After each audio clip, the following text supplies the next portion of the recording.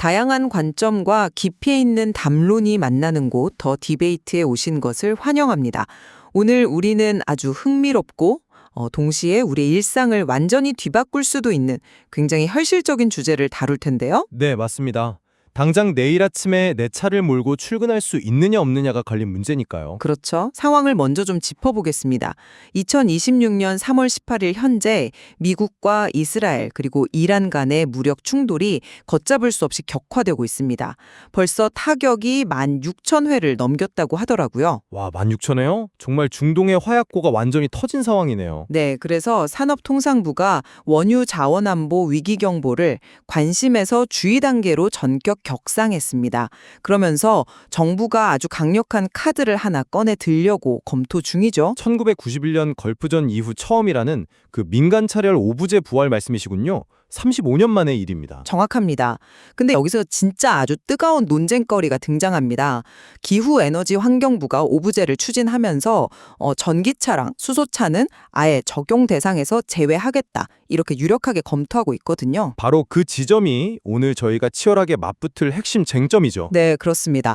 저는 오늘 이 자리를 통해서 지금 당면한 원유 수급이라는 급박한 위기에 정확히 타겟을 맞추고 또 국가가 그동안 쌓아온 친환경 정책의 일관성을 지키기 위해 이 예외 조치가 반드시 필요하다는 입장을 변호하려 합니다. 저는 그 프레임 자체에 조금 다른 각도에서 질문을 던지고 싶습니다. 표면적으로 보면 참 매력적이죠.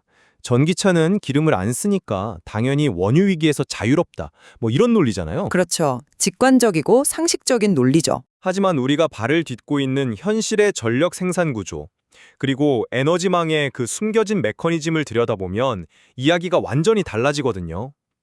이 조치는 국가 전력망이 철저히 화석연료에 기대고 있다는 거대한 구조적 모순을 가리는 맹점이 있습니다. 저는 오늘 이 정책이 지닌 거시적인 착시 현상, 그리고 그 이면의 형평성 비용을 짚어보려 합니다. 좋습니다. 그렇다면 제 입장부터 조금 더 선명하게 그려보겠습니다. 지금 우리가 마주한 위기의 본질이 무엇인지 정확하게 진단하는 게 이 모든 논의의 출발점이라고 봅니다. 위기의 본질이요? 네. 현재 정부가 위기 경보를 격상한 이유는 국가 에너지가 총체적으로 고갈되었다 이런 뜻이 아니거든요. 이스라엘과 이란 논쟁이라는 지정학적 리스크 때문에 원유 수급 자체에 병목이 생겼다는 겁니다. 국제 유가가 폭등하고 있다는 그 구체적인 위기를 말씀하시는 거군요. 맞아요. 원유 수급에 직접적인 타격이 온 상황입니다. 그렇다면 처방 역시 그 부위에 정확히 내려져야 하잖아요. 주행 과정에서 원유를 단 한 방울도 안 쓰는 전기차나 수소차를 오부제에서 빼주는 건 사태의 본질에 부합하는 일종의 핀셋 처방이라는 거죠. 핀셋 처방이다. 네. 게다가 잊지 말아야 할 게 있습니다. 우리 사회는 지난 몇 년간 탄소 중립이라는 명운을 걸고 막 천문학적인 예산을 부어가며 친환경 전환을 추진해 왔습니다. 외부 위기가 닥쳤다고 이 장기적인 시그널을 하루아침에 꺼버리면 앞으로 국민들이 정부의 어떤 에너지 정책을 믿고 따라가겠습니까? 말씀하신 그 핀셋 처방이라는 단어가 참 흥미로운데요. 그런데 그 핀셋이 과연 환부만 정확히 집어내고 있는지 저는 강한 의문이 듭니다. 환부를 잘못 짚었다는 건가요? 네. 현실의 숫자와 시스템을 보면 그 핀셋은 엉뚱한 신경계를 건드리고 있거든요. 전기차가 도로 위에서 배기가스를 안 뿜고 주유소에서 가솔린을 안 넣는다고 해서 화석연료로부터 완전히 독립되어 있다는 건 사실 일종의 환상에 가깝습니다. 환상이라고까지 하실 건 없지 않나요? 전기로 가는 건 팩트잖아요. 전기로 가죠. 근데 그 전기가 어디서 오느냐는 겁니다. 우리나라 전력 생산 포트폴리오를 뜯어보면 현재 국내 전체 전력의 약 3분의 1이 여전히 석탄 화력 발전입니다. 여기에 LNG 같은 가스 발전까지 합치면 대한민국의 전력망 전체가 사실상 화석연료 위에 지어진 집이나 다름없거든요. 아, 발전소에서 태우는 연료를 말씀하시는 거군요. 맞습니다. 더 심각한 건 실효성 문제입니다.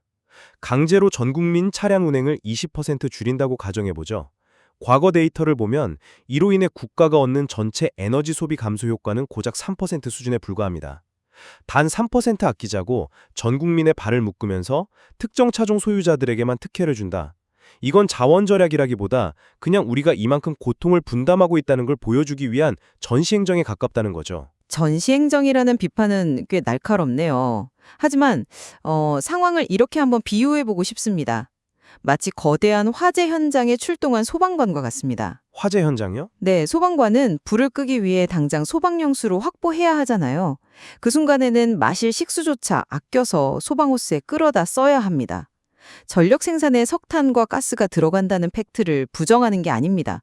하지만 지금 당장 글로벌 공급망이 막히고 가격이 미친 듯이 날뛰는 진원지는 석탄이 아니라 원유거든요. 원유가 급하다. 이건 인정합니다. 그렇죠. 국제 유가가 폭등하는 상황에서 당장의 유류 소비를 억제하는 게 가장 시급히 불을 꺼야 할 과제 아닙니까? 전기차가 전기를 쓰긴 하지만 그 전기의 주력 원료가 당장 수급이 끊긴 중동발 원유는 아니라는 점에서 타겟과 처방을 분리하는 건 여전히 합리적이라고 봅니다. 그 화재 현장의 비유를 그대로 빌려오자면요. 지금 소방관이 물을 뿌리고 있는 그 건물의 배관이 사실 하나로 다 연결되어 있다는 점을 놓치고 계신 겁니다. 배관이 연결되어 있다고요? 네, 에너지 시장은 독립된 방들이 늘어선 허텔이 아닙니다. 오히려 하나의 거대한 물침대에 가깝죠. 한쪽에서 석유 공급이 부족해서 가격이라는 압박이 꼭 누르면 그 압력이 어디로 가겠습니까? 아, 대체 연료 쪽으로 압력이 옮겨간다는 뜻이군요. 정확합니다. 원유 가격이 폭등하면 어떤 일이 벌어지는지 우리는 역사적으로 봐왔잖아요.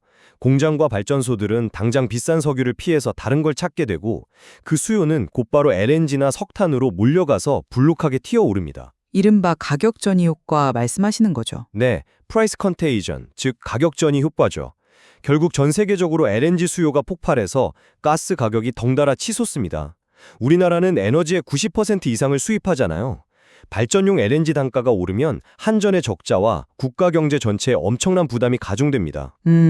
그런 거시적인 연결고리가 있긴 하죠. 그러니까 내 차는 전기로 가니까 원유 위기랑 상관없다면서 물침대 위에서 혼자 평온할 수 없다는 뜻입니다. 결국 비싸진 가스로 만든 비싼 전기를 쓰면서 달리는 건데 이걸 위기와 무관하다고 방치하는 게 과연 올바른 안보 대응일까요? 솔직히 말씀드리면 천연가스 대체 수요로 인한 그 거시적인 가격 전이 현상의 규모감은 제가 미처 깊게 생각하지 못했던 부분인 것 같네요. 단순히 펌프장의 유류 소비량에만 집중했던 건 인정합니다. 물침대 비율을 들으니 원유 폭등이 전력 단가를 밀어올리는 메커니즘이 확 와닿긴 하네요. 그렇죠. 다 연결되어 있는 문제거든요. 하지만 그 연결성을 인정한다고 해도요. 저는 여전히 이 정책의 타이밍과 심리적 레버리지가 훨씬 더 중요하다고 봅니다. 아까 전체 에너지 감소 효과가 3%에 불과하다고 하셨잖아요. 네, 통계적으로 그렇습니다. 그 수치만 보면 전 국민을 멈춰 세우는 게 낭비처럼 보일 수 있죠. 하지만 전력망 운영에 있어서 총량보다 중요한 게 뭡니까? 바로 언제 쓰느냐, 즉 피크 부하 관리 아닙니까? 피크타임 관리의 중요성은 저도 동의합니다만 출퇴근 시간이라는 가장 혼잡한 피크타임에 도로 정체랑 전력 수요가 겹칠 때 그 시간대에 3%를 덜어내는 건 단순한 3% 절감이 아닙니다.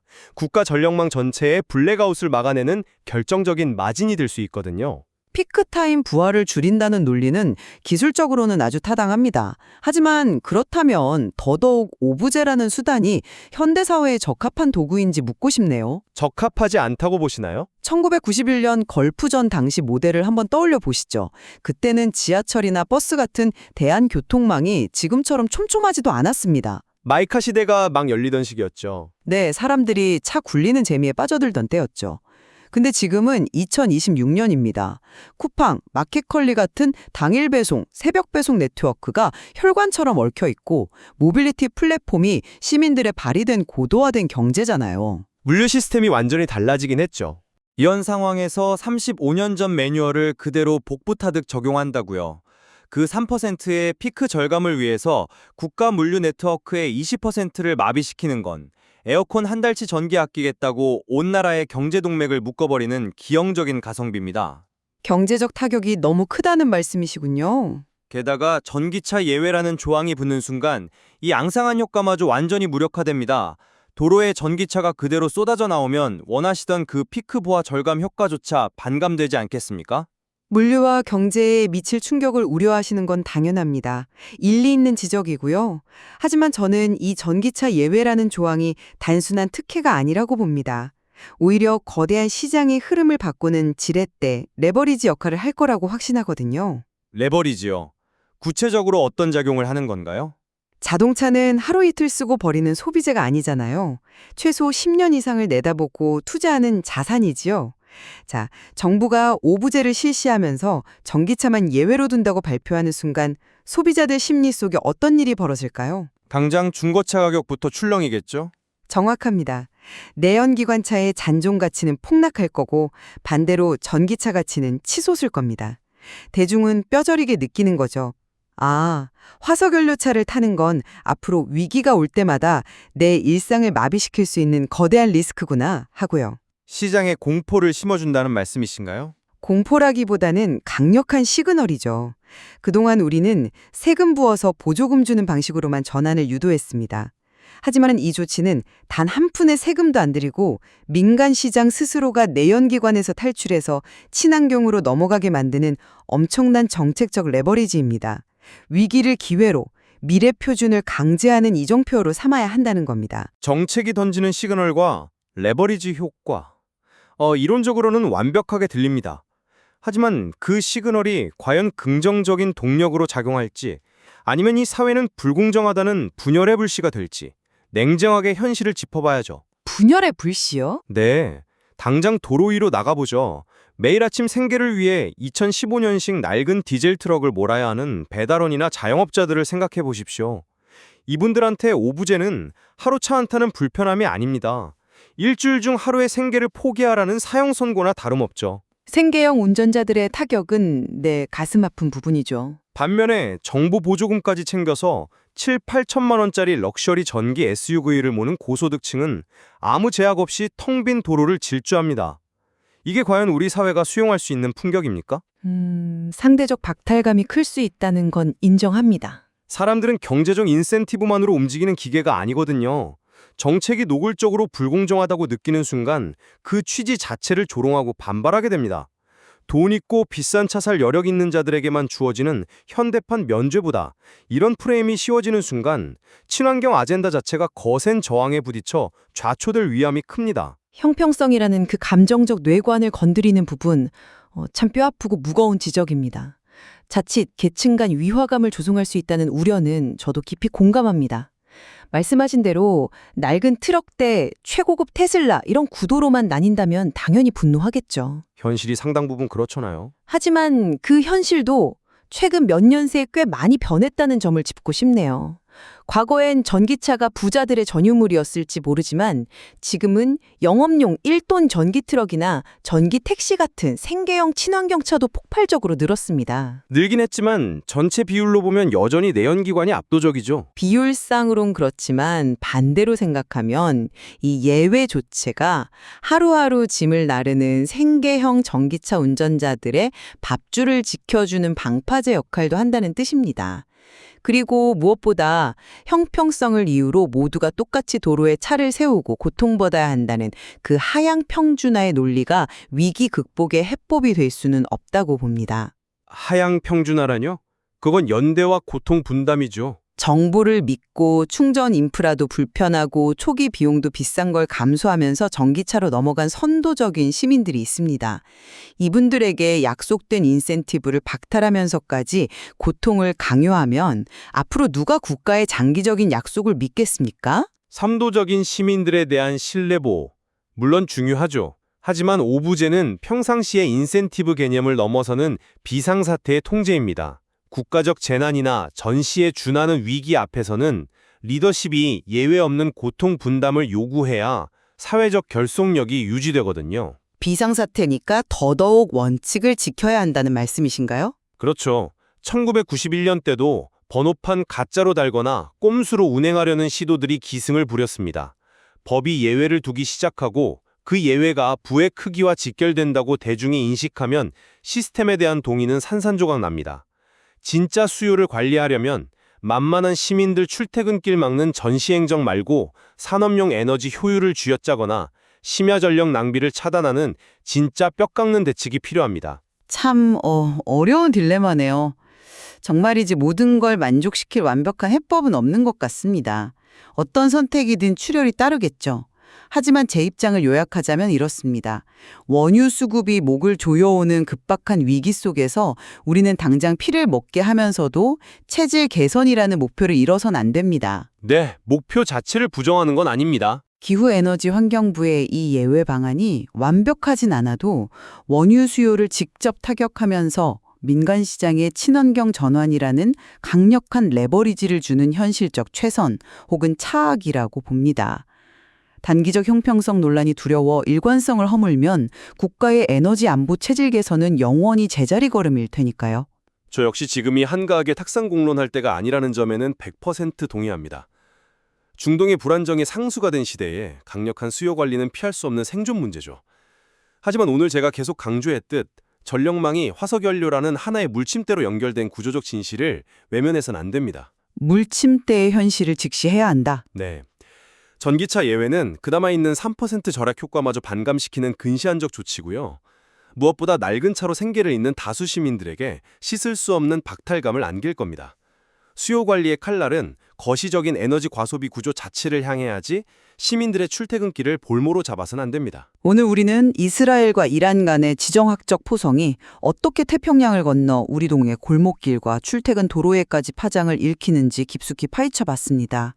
원유 폭등이 전력 단가를 올리는 거시경제 메커니즘부터 중고차 시장의 가치 변동이 이끄는 레버리지 효과까지 말이죠. 맞습니다. 국가적 위기 돌파라는 목표는 같았지만 정책적 일관성을 통한 미래 선점이나 아니면 사회적 형평성을 기반으로 한 현실적 효능감이냐, 이 두 가지가 아주 팽팽하게 맞붙었네요. 어떻게 보면 중동의 화약고가 단순히 기름값을 올린 걸 넘어서 2020년 대한민국 사회가 가진 인내심과 합의 수준을 거대한 시험대에 올린 격이 되었습니다. 오늘 저희 논의가 어느 한쪽이 완벽한 정답이라고 결론 내리려는 건 아니잖아요. 이 질문을 남기고 싶습니다. 단기적인 사회적 갈등을 감수하고서라도 시장의 시그널을 통해 장기적인 친환경 사회를 앞당길 것인가? 아니면 전환의 속도를 늦추더라도 연대와 형평성을 지키며 고통을 함께 짊어질 것인가? 결코 쉽지 않은 이 질문 앞에 여러분은 어느 쪽에 서 계신지 궁금해집니다. 오늘 더 디베이트는 여기서 마치겠습니다.